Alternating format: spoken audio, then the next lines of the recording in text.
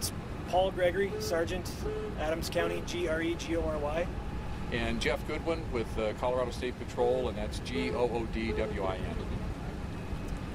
So nuts and bolts of it, this morning about 9:08 a.m., our deputies were dispatched to the area of 66th and Knox Court, which is in unincorporated Adams County. It's the call of a disturbance. One of our deputies arrived there on scene about a couple of minutes after the call was aired. He was immediately contacted by a male subject near the residence and got out of his patrol vehicle, and a struggle ensued between he and a subject. The subject was able to get in the deputy's patrol vehicle and leave the area. Fortunately, one of our other deputies was in the area and gave chase to the subject who was in the patrol vehicle, as well as State Patrol, who got involved in that chase. As you can see behind us here, this is where the short pursuit or chase concluded, and that was resolved by Colorado State Patrol. I can tell you now that our deputy was transported to a local area hospital with non-life-threatening injuries. They're still assessing those injuries. I don't know what the extent of those are now. So was it domestic or just a disturbance? What kind of disturbance was it? The information I received was just disturbance. That was it. What do you know about the suspect? I don't know anything. I know it was a male. I haven't received his name or his age. He was shirtless and barefoot. Did that happen after the crash, or is that how he got in the car? No, I didn't receive that information either. I don't know about that one. It started at 9:08. At what point did it end? How long was it? I think this was about 9:15 or thereabouts. Any word on how fast he was driving, or any of those details involving this collision here for either yourself or the trooper? I don't have that information. So. Very high rates of speed, and that's one of the reasons why we decided to move on this car so quickly here on Pecos. Is after hitting 36 and making his way from Sheridan down to Pecos here, speeds were in excess of 100 miles an hour is what we're being told. So as he's heading south on Pecos and takes the moment to make a U-turn, that was a perfect chance for us to take the car out and get it stopped before it gets any worse. You told us earlier that he wasn't able to access the lights, and that sort of helped as far as keeping people out of the way. Tell us that again. Yeah, I believe that was probably an advantage for the law enforcement, because not only Adams County and us, but you start to get other agencies involved if this thing continues. And because he was unable to figure out how to operate the patrol car's lighting equipment, he didn't have a whole bunch of people moving over, pulling over, and making a pathway for him to further escape. The officer involved in this collision to help stop him, is he or she okay? Trooper is doing fine. Don't know the extent of injuries.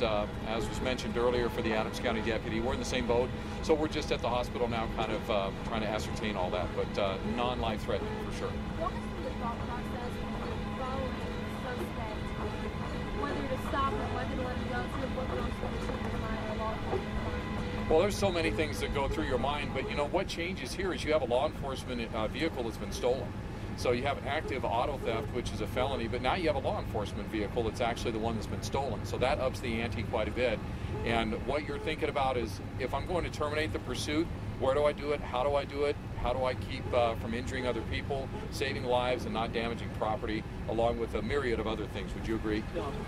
Yeah, so I mean, you're thinking about all kinds of things, and this just happened to work out for us with a wide open street like Pecos this morning without as much traffic. A little bit after rush hour, that this was a perfect opportunity to take it out right now. And there are weapons in the car as well, correct? I'm sure there were weapons in the car. Our deputies typically keep a carbine and a shotgun in the vehicle. Anyone's involved in the cover? I assume they have been. I didn't ask that question. I assume so. So it sounds like this guy, was he a big guy? Did he outmuscle him, or how did he... I don't know the specifics of the struggle. I know that the deputy struggled with him for about 20 seconds, and the gentleman was able to get away from the deputy and get into the patrol vehicle and take off. When he got out of the car here, was there more of a struggle? Did he resist? Was it pretty clean and swift when he was taken into arrest? I don't think we have all the details on that yet, but I know that there was an apprehension in the middle of the street here, so I imagine to some degree there is some sort of a struggle just to get somebody's arms behind them and put them into cuffs. So I would say probably there was. When the suspect's car, when the deputy's car came to a halt, how many other law enforcement vehicles were here? Or was it just that one, or had backup arrived at that? There were several vehicles here. I don't have a number for you. I don't think either one of us do, but there were several patrol cars actively involved in the pursuit by that. So that trooper didn't have to deal with him on his own as soon as it stopped? That is correct. There's another patrol car that's behind me off to my right, and that patrol car was actually right behind the suspect at the time as well. So we had two of our cars immediately right behind him. What type of charges might he be facing? Probably motor vehicle theft, maybe an assault charge on the officer. Not sure. After the fact, I'm not sure if we have anything there yet or not. What about the distance and speed and the fact that only law enforcement and only this guy appear to be hurt, if at all? Right. I'm sorry, what was the question? The fact that given the distance and the speed, the Yes. busy street, that nobody else was hurt. Yeah, very fortunate that no one else was hurt. Yeah, I'm sure there'll be some sort of reckless driving charges in there as well, yes. Is there an actual difference in policy when an actual patrol car has been stolen as far as chases go? I mean, does anything differ as far as how you treat a chase? That's a tough question. No, we don't have anything in our policy that says if a patrol car is stolen, XYZ. No, there's nothing like that. Of course, like the captain said before, it does up the ante a bit. There are some more things that a deputy or a trooper in this case need to think about for their resolution. We're seeing signs that it's a school zone. Is there an elementary school or school nearby, and sort of what other dangers obviously is that pose with this kind of thing happening from such a school? Yep. Well, we're within, what, about a half a block of a Yes, school, so there's one down here at 70th, I believe, that we're not too far from. So, yeah, that's definitely a concern, and actually, in this case, with the suspect turning around and making the U-turn to go back north and get away from the school zone was actually another thing that kind of fell in our favor this morning. So that's why it's important, though, that you keep all those factors in mind when you're in a pursuit, and that's one you definitely consider when this guy has such high speeds going into those communities. I would imagine there's a protocol when you show up to the scene. You don't leave your car keys in the car with the engine running and the door open. Will that be reviewed, or is that fair to say that there's some sort of protocol? Sure. Yeah, the entire thing will be reviewed. Yes, that will be one of the aspects of the review. I'm sure.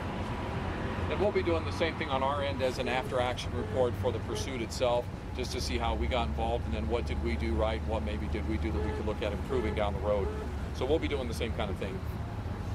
For logistics, the suspect was southbound On and Pecos. was going to do a U-turn when he saw the sheriff's, or he was in the sheriff's car. So he was going northbound. How did they end up in this direction? So he's headed southbound at a high rate of speed, and I don't know what changed his mind to make a U-turn, and I don't think anybody knows that right now, but he makes that decision in the patrol car to make the U-turn, and at that point he sort of drove right back into our units that were following.